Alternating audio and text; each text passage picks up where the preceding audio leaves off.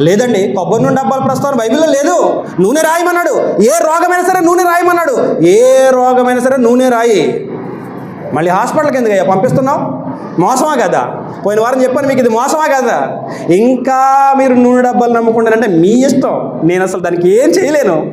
నూనె కాదండి స్వస్థపరిచేది, దేవుడండి. మీ దేవుడు మిమ్మల్ని స్వస్థపరుస్తాడు. కష్టం వచ్చిందా, కడుపులో నొప్పి వచ్చిందా, ఇంకేదో బాధ వచ్చిందా, ఏమన్నా తెలుసా? ఇదిగో నీ గదిలోకి వెళ్ళు, తలుపేసుకో, మోకరించు, ప్రార్థన చేసుకో. నీ తండ్రి అమ్మ ఆయన నీ తండ్రి, నీ దేవుడు ఆయన, నిన్ను కన్నవాడాయన. మోకరించి గదిలోకి వెళ్ళి తలుపేసుకుని, తండ్రి నా పరిస్థితి ఇది, నాకు సహాయం చేయవా అంటే నీకు సహాయం చేయడానికి రెడీగా ఉన్నాడు ఆయన.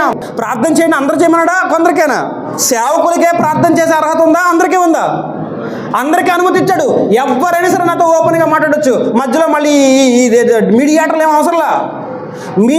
అవసరంలా.